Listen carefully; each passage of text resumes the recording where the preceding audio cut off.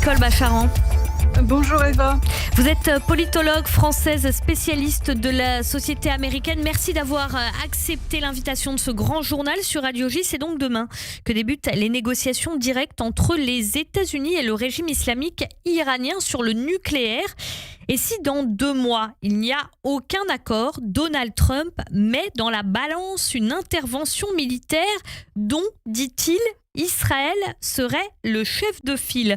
Pourquoi Donald Trump fait cette mise en avant d'Israël dans une perspective militaire ?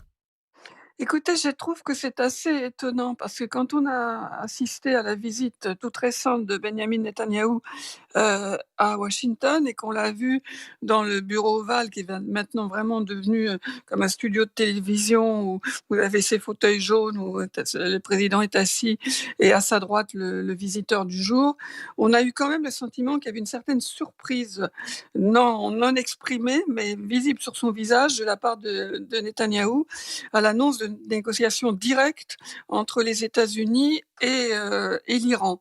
Et que, comment dire, que Donald Trump menace l'Iran en disant ce sera d'abord Israël qui sera chargé, au fond, de des vous frappes. attaquer. Est-ce que c'est tellement ce que veulent entendre les Israéliens qui aimeraient peut-être aussi qu'on leur dise vous ne serez pas seuls dans cette affaire. Donc rien n'est clair à l'heure actuelle. Ça ne veut pas dire qu'il n'y ait pas des points que l'on connaisse tous, à savoir que de la part d'Israël et peut-être avec le soutien américain, les frappes, elles sont prêtes. Elles sont prêtes, mais pas décidées. Donald Trump veut désormais cet accord avec l'Iran sur le nucléaire, alors qu'il avait quitté le précédent. Il a changé d'avis, Donald Trump ? Il a changé d'avis. Évidemment, il n'a jamais dit « je me suis trompé ». Ça, c'est quelque chose qui n'appartient pas à son vocabulaire. On le voit, ne serait-ce qu'avec l'affaire des droits de douane. Mais il a échoué dans son premier mandat sur une promesse qu'il avait faite, à savoir Donald Trump, sors de l'accord négocié par l'Europe et les États-Unis d'Obama, parce que c'était un très mauvais accord, avec des faiblesses qui étaient réelles. C'était pour durer 10 ans, il n'y avait rien sur l'influence régionale de l'Iran, notamment à travers le Hezbollah, les milices chiites en Syrie, le Hamas, il n'y avait rien sur tout ça. Donc Donald Trump avait dit « je sors ». Comme ça, les Iraniens seront obligés de venir renégocier et nous aurons un bien meilleur accord. Bon, on voit que ceux qu'en ont retiré les Iraniens, c'est que pour se faire respecter, il valait mieux avoir la bombe. Donc, échec de la méthode Obama, mais échec de la méthode Trump 1 du premier mandat. Donc là, il y revient parce que la menace de la bombe iranienne, elle est de plus en plus aiguë et il essaye une autre méthode, la négociation directe, entamée demain donc par son envoyé spécial préféré, Steve Witkoff. Nicole Bacharan, on parle, ça fait depuis des années déjà, on dit ça y est, l'Iran va avoir la bombe atomique. Ça y est, c'est imminent. Dans quelques semaines, on a même déjà entendu, ou dans quelques mois, l'Iran aura la bombe. L'Iran, aujourd'hui, a-t-elle la bombe sans le dire ? Écoutez, je pense que vous et moi et beaucoup d'entre nous, on a les mêmes infos qui sont ce qui est communiqué par les services de renseignement occidentaux. Et en effet, ça fait plusieurs années qu'on nous dit ils sont tout près d'avoir la bombe. Ils ont les capacités, ils ont les stocks d'uranium enrichi. Et il leur faudrait quelques mois à quelques semaines. Ça fait plusieurs années que c'est quelques mois à quelques semaines. Mais je veux dire, quelle que soit l'imprécision au fond là-dessus, et moi je ne peux pas vous dire s'ils ont ou pas cette fameuse bombe, la menace iranienne, elle est bien, bien réelle. Nicole Bacharan, la menace iranienne, quand l'Iran dit à Israël que son but c'est de détruire Israël, est-ce qu'il faut prendre l'Iran au mot d'après vous ? Et d'ailleurs, est-ce que Donald Trump le prend au mot ? Écoutez, je pense qu'il faut toujours croire les dictateurs. Et alors évidemment, on peut se dire, pour essayer de se rassurer avec plein de guillemets autour, que ce langage en Iran est fait pour souder la population iranienne autour d'un bouc émissaire, pour faire oublier toute la volonté d'insurrection d'une véritable partie importante du peuple iranien, pour garder bien serré autour du pouvoir les gardiens de la révolution. Mais enfin, je crois que cette menace, il faut la prendre au sérieux. Israël la prend au sérieux. Donald Trump, certainement, la prend au sérieux. Ce que je trouve, si vous voulez, ce que je trouve qui affaiblit au fond la partie américaine, c'est que Donald Trump menace toujours de l'enfer et de la fin du monde. Mmh. Et puis rien ne se passe. Alors c'est pas que je souhaite l'enfer ou la fin du monde pour personne, mais quand on émet de telles menaces, il faut quand même qu'il se passe quelque chose pour les rendre crédibles, soit par un accord, soit effectivement malheureusement par des actions guerrières. Quand Donald Trump a dit il me faut un résultat dans 2 mois, il a dit si les Iraniens ne font pas un deal, son fameux deal, ils seront bombardés d'une manière qu'ils n'ont jamais vue auparavant. Il a menacé, souvenez-vous, Gaza et le Hamas d'un enfer tel qu'il ne l'avait jamais vu. Il a fait la même chose avec, à l'époque, la Corée du Nord. Et puis finalement, ça débouche sur peu de choses. À propos d'annonces choc, il y a aussi celle-ci sur laquelle je voulais vous faire réagir, Nicole Bacharan. La reconnaissance d'un État palestinien par la France, selon Emmanuel Macron, elle pourrait intervenir dans 2 mois, donc en juin. Par rapport aux propos de la France suite au massacre antisémite du 7 octobre et ceux aujourd'hui d'Emmanuel Macron sur la reconnaissance de cet État palestinien, et puis aussi on l'a vu lors de sa visite à El Arish en Égypte, à 50 km de la frontière de Gaza, sur le fait qu'il ait dénoncé le président Emmanuel Macron ses frappes à Gaza. Est-ce que Emmanuel Macron est en train de se détourner en quelque sorte du soutien d'Israël? Pardonnez-moi, j'ai un petit chat dans la gorge. Oui, je vois ça.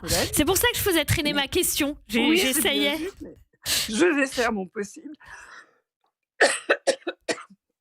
Écoutez, je pense que la position d'Emmanuel Macron n'est pas claire, qu'elle tangue sans arrêt.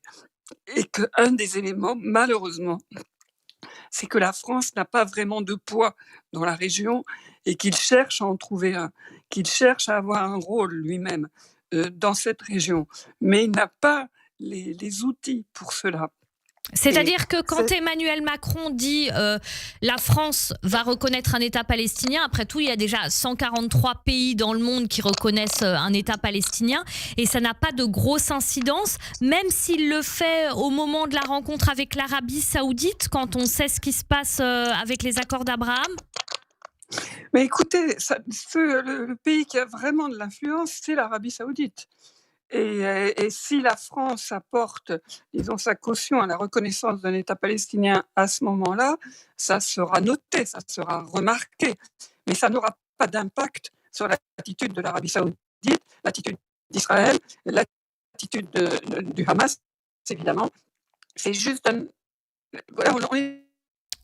On vous a perdu, Nicole Bacharan. Nicole Bacharan, donc politologue française, notamment spécialiste de la société américaine, avec qui nous parlons bien sûr de ce qui se passe par rapport à ces négociations directes entre Israël et les États-Unis sur le nucléaire iranien. Négociations d'ailleurs, on s'en souvient, annoncées dans le bureau ovale à la Maison-Blanche par Donald Trump lors de la visite de Binyamin Netanyahou, saisi par les caméras et saisi au bon aussi par la presse israélienne.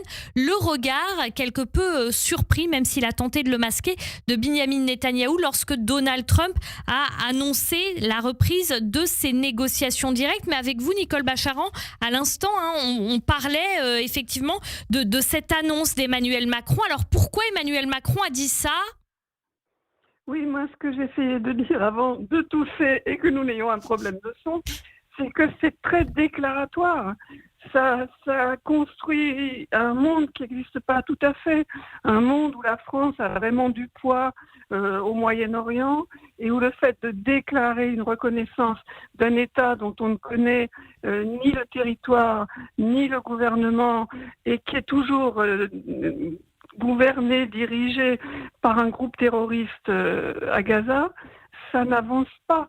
Je veux dire, si c'est pour dire à l'échelle internationale, ce serait bien que les Palestiniens aient un territoire reconnu où ils puissent vivre paisiblement, être débarrassés du Hamas et qu'Israël soit en sécurité à ses côtés, c'est très bien. Mais ça n'a aucun rapport avec la réalité et les problèmes à résoudre.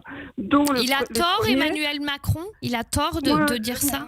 Je trouve que ça ne sert à rien, en fait, je le dis tristement, parce que j'aimerais bien que ça serve à quelque chose, mais non, ça ne sert à rien.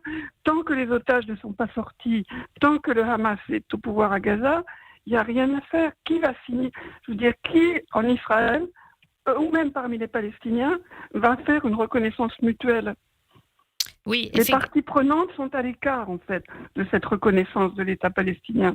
Donc c'est un vœu pieux en quelque sorte. Vous avez évoqué Nicole Bacharan, effectivement les otages.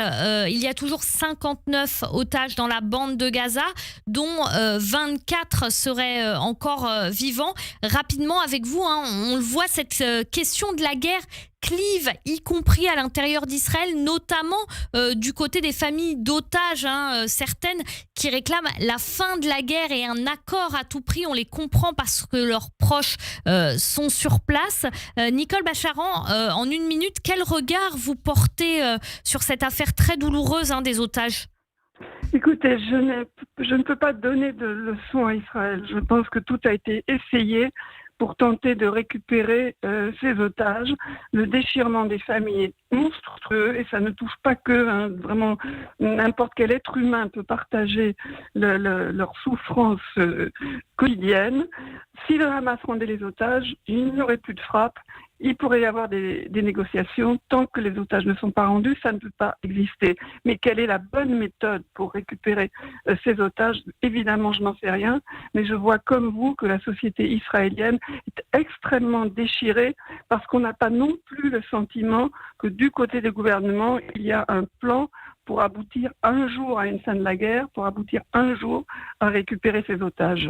Merci beaucoup Nicole Bacharan d'avoir été avec nous en direct dans ce grand journal. Malgré les problèmes techniques, on y est arrivé. Merci beaucoup Nicole. Bonne fin de journée. Radio J.